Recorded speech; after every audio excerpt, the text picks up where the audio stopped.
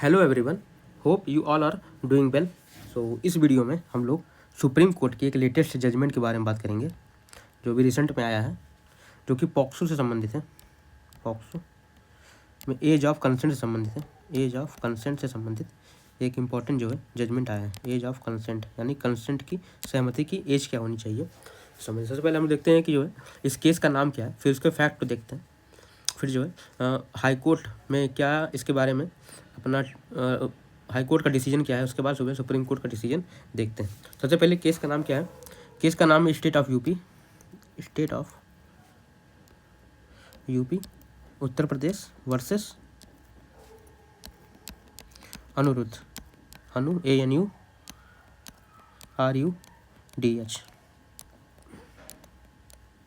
ये 2026 का भी लेटेस्ट केस है, अभी 2-3 दिन पहले आया हुआ है। ठीक है, तो ये जो है केस का नाम है। ठीक, अब इसके अलावा जैसा कि हम सभी लोग जानते हैं कि जो है फिजिकल रिलेशनशिप बनाने के लिए, फिजिकल रिलेशन बनाने के लिए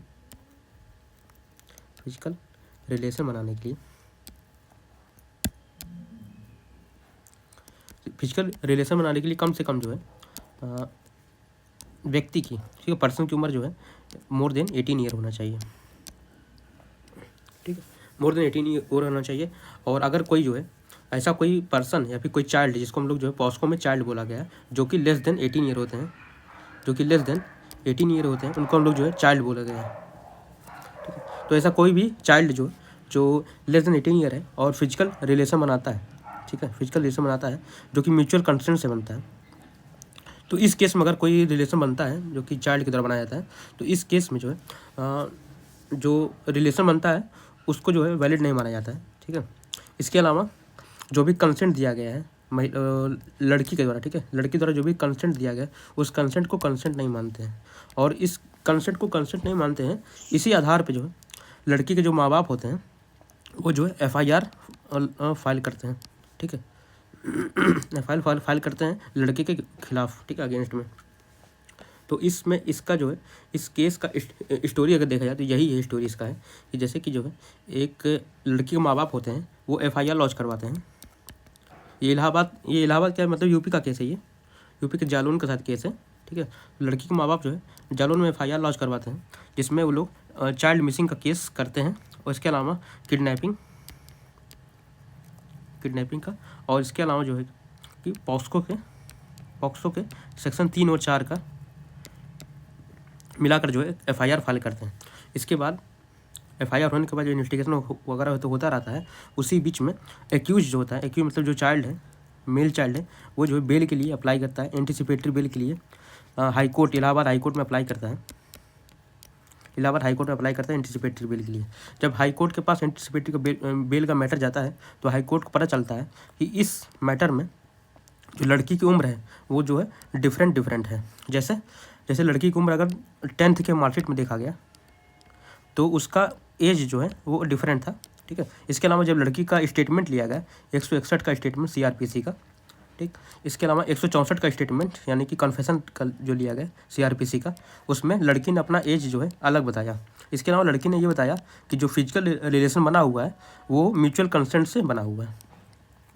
ठीक, तो इसके बाद जब दोनों में एज डिफरेंट पाएगा तो हाई कोर्ट क्या करता है, हाई कोर्ट एक जो है मेडिकल बोर्ड बनाता है किसके लिए, एज को डिटरमाइन करने के लिए मेडिकल बोर्ड बनाता है। ठीक है, कि इस लड़की का जो है सही उम्र पता किया जाए।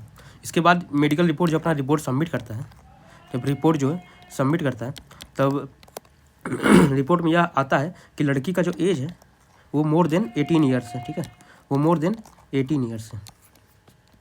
इस आधार पे हाई कोर्ट क्या करता है, इस लड़के को जो है एंटीसिपेटरी बेल जो है ग्रांट कर देता है। ठीक है, हाई कोर्ट का डिसीजन ये होता है कि इस लड़के को जो है एंटीसिपेटरी बेल दिया जाए, क्योंकि लड़की की एज जो है वो मोर देन 18 ईयर है। इसके अलावा हाई कोर्ट फर्दर डायरेक्शन देता है, किसको, पुलिस को देता है, कि जितने भी यूपी में जितने भी पुलिस हैं वो इस मामले में पॉस्को के सभी मामलों में जिसमें इस तरह का जो है फिजिकल रिलेशन या फिर सेक्सुअल इंटरकोर्स संबंधित कोई भी अगर केस आता है, उसमें जो है इस तरह का मेडिकल एग्जामिनेशन किया जाए। ठीक है, मेडिकल एग्जामिनेशन किया जाए। अब मेडिकल एग्जामिनेशन के बाद थोड़ा समझते हैं हम लोग जैसे मेडिकल एग्जामिनेशन जो होता है, मेडिकल एग्जामिनेशन जो होता है, इसमें जो है जो डॉक्टर होते हैं डॉक्टर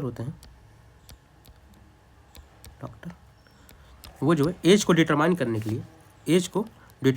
के लिए एक ऑसिफिकेशन टेस्ट करते हैं। ठीक है, एज को डिटरमाइन करने के लिए एक ऑसिफिकेशन टेस्ट करते हैं। ठीक, जिससे जो है लड़की का एज पता चलता है। ठीक है, डॉक्टर एज डिटरमाइन करने के लिए ऑसिफिकेशन टेस्ट करते हैं। तो यहाँ पर हाई कोर्ट ने बोला कि जितने भी पॉक्सो के केस में इस तरह का मैटर पे जाते हैं जिसमें फिजिकल रिलेशन बनाया गया है, ठीक, और चाइल्ड हैं वो लोग, तो वहाँ पर जो है मेडिकल एग्जामिनेशन इन्वेस्टिगेशन स्टेज पे जो है करवाया जाए। इन्वेस्टिगेशन स्टेज पे पहले इसको करवा लीजिए, कन्फर्म हो जाए कि जो है लड़की की उम्र जो है क्या सही उम्र क्या है। ठीक है, पूरे जो यूपी के जितने भी पुलिस स्टेशन है सबको ये डायरेक्शन जो हाई कोर्ट ने दिया। अब इसी जो डायरेक्शन दिया है, ये जो डायरेक्शन दिया गया, इसी को सुप्रीम कोर्ट में माननीय सुप्रीम कोर्ट में, ऑनरेबल सुप्रीम कोर्ट में चैलेंज किया जाता है। ठीक है, ठीक, चैलेंज करते हैं कौन करते हैं? यूपी गवर्नमेंट करता है, क्योंकि यूपी गवर्नमेंट ही पार्टी है। ठीक है, पिटिशनर यही है। ठीक है, ठीक, तो ये चैलेंज करते हैं इस सुप्रीम कोर्ट में यूपी गवर्नमेंट।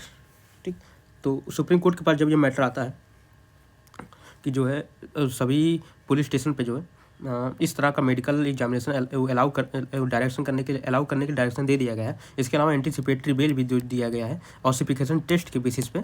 ठीक है, पहली बात तो सुप्रीम कोर्ट ने ऑसिफिकेशन जो टेस्ट किया गया है उसको जो है गलत माना, क्योंकि उसका प्रोसीजरल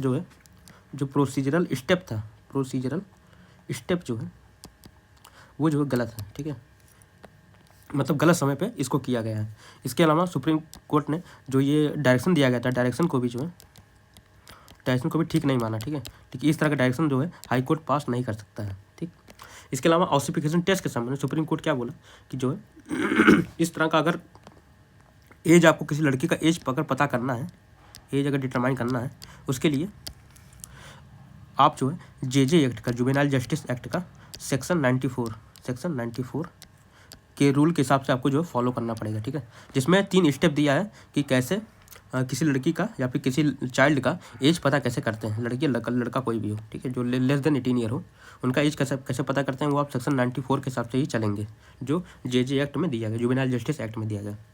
अब जुवेनाइल जस्टिस एक्ट का सेक्शन 94 क्या बोलता है? ये सेक्शन 94 ये 3 स्टेप की बात करता है। 3 स्टेप दिया गया एज को पता करने के लिए। पहला स्टेप है, अगर कोई भी ऐसा मैटर आता है तो पहले आपको देखना पड़ेगा कि 10th का मार्कशीट क्या है। 10th के मार्कशीट में, ठीक है, उस लड़के या उस चाइल्ड का एज क्या है। ठीक, अगर 10th का मार्कशीट अवेलेबल नहीं है, ठीक है, जब किसी तरह से नहीं मिलता है, तो आप जो है बर्थ सर्टिफिकेट देखेंगे। बर्थ सर्टिफिकेट में जो है उस चाइल्ड का जो है एज क्या है। बर्थ सर्टिफिकेट ऑफ म्यूनसिपालिटी या फिर पंचायत।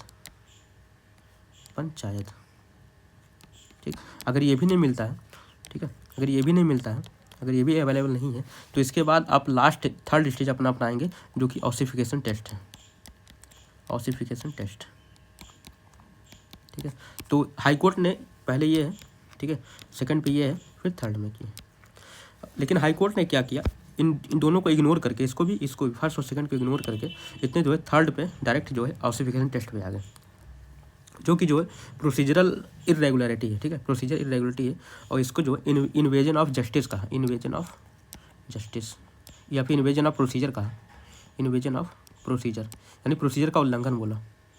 ठीक, और जो ये किया गया था ऑसिफिकेशन टेस्ट के आधार पर जो किया गया था बेल एप्लीकेशन को, जो एंटीसिपेटरी बेल मिला था एक्यूज को, उसको जो है कैंसिल कर दिया। ठीक, इसके अलावा जो डायरेक्शन दिया गया था, डायरेक्शन को भी जो है सुप्रीम कोर्ट ने अलाउ नहीं किया, बोला कि ऐसा डायरेक्शन आप पास नहीं कर सकते कि जो है इस मैटर में सभी पहले ऑसिफिकेशन टेस्ट किया जाए। पहले आपको जो है 10th का मार्कशीट देखना है, फिर बर्थ सर्टिफिकेट देखना है। ठीक, उसके बाद टेस्ट करना है।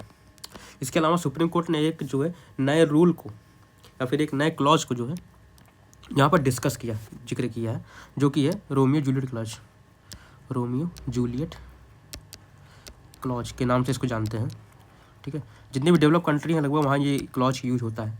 ठीक है, इस क्लॉज का पर्पज़ क्या है? इस क्लॉज में ऐसे लड़के जो पॉक्सो एक्ट में दोषी पाए जाते हैं उनको बचाने तथा उनकी सज़ा को कम करने के लिए या क्लॉज जो है होता है। ठीक है, ऐसा कोई जो है जो चाइल्ड है जो दोषी है उसको जो है बचाने के लिए, ठीक है, दोषी से बचाने के लिए और उसकी सज़ा को, अगर सज़ा हो गया तो उसकी सज़ा को कम करने के लिए ये क्लॉज है। ठीक, इस क्लॉज भी बोलता है कि अगर कोई भी जो है इस तरह का फिजिकल रिलेशनशिप बनाया जाता है और दोनों चाइल्ड के एज में 2 से लेकर 4 साल या 5 साल का गैप अगर है तो उसको जो है और यहाँ पर जो है देखा जाता है। ठीक है, डिटरमाइन किया जाता है कि जो है उनका जो है उनके लिए जो है अपराध को जो कम करता है अगर 2 से 4 साल का गैप है दोनों के बीच में। ठीक, इसके अलावा और भी कोई अगर कोई भी इस तरह का FIR होता है तो उसको इग्नोर थोड़ा मतलब कि ज़्यादा मतलब गंभीर ना बनाया जाए, जिससे वह जो है चाइल्ड जो है, क्योंकि अभी वो लेस देन 18 ईयर है। ठीक है, लेस देन 18 ईयर है, अगर अभी वो जो है जेल में चल जाएगा तो उसका जो है बची हुई रिमेनिंग जो लाइफ उसकी है, जो रिमेनिंग लाइफ उसकी जो है स्पॉइल हो जाएगी। तो स्पॉइल से मतलब बर्बाद होने से रोकने के लिए ये क्लॉज जो है जोड़ा गया। ठीक है, या फिर अगर वो मान लीजिए जेल में चला जाता है और जेल में किसी बड़े क्रिमिनल से मिल जाता है, ठीक है, तो वो बाद में क्रिमिनल बन जाएगा, तो उससे जो है बचाने के लिए। ठीक है, क्योंकि हमारा जो इंडिया जो है वो जो है रिफॉर्मेटिव रूल पे अप्लाई करता है, रिफॉर्मेटिव ना कि रिट्रीब्यूटिव। ठीक है, रिट्रीब्यूटिव पनिशमेंट नहीं है यहाँ पर जो है पनिशमेंट का जो वो है जो टाइप है वो रिफॉर्मेटिव है, मतलब इम्प्रूव करना कैदी को या फिर जो भी प्रिजनर है उनको जो है इम्प्रूव करना पर्पज जो है, उसी पर्पज को जो है यहाँ फुलफिल करना पड़ेगा। ठीक है, करना पड़ेगा। तो यही दोनों रोमियो जूलियट क्लॉज में यही है कि जो है अगर किसी जो है चाइल्ड को ऐसा ऑफेंस करता है जो कि फिजिकल रिलेशन बनाता है तो उसको जो है बचाने के लिए ये क्लॉज जो है बड़े बड़े देशों में जैसे अमेरिका में हो गया, ठीक है, और अमेरिका में हो गया, यूरोप के कुछ कंट्री में इस क्लॉज को जो है अप्लाई किया गया है। तो सुप्रीम कोर्ट ने इस क्लॉज को जो है डिस्कस किया तथा इस क्लॉज को फर्दर मानी आगे फ्यूचर में जो है इन फ्यूचर अप्लाई करने के लिए बात भी किया। ठीक है, जो कि अभी जो है ये क्लॉज इंडिया में अप्लाई नहीं है, लेकिन कुछ इसके पहले 1-2 केस आ चुके हैं जिसमें इस क्लॉज को जिक्र किया गया है, लेकिन सुप्रीम कोर्ट के द्वारा अभी जो हाल ही में इस पर भी जो है सुप्रीम कोर्ट ने अपना ध्यान जो है दिया है। ठीक, तो यही पूरा जजमेंट था। ठीक है, इस केस का नाम क्या है, स्टेट ऑफ यूपी वर्सेस अनुरुद्ध का केस है, 2026 केस है। ठीक है, तो थैंक यू।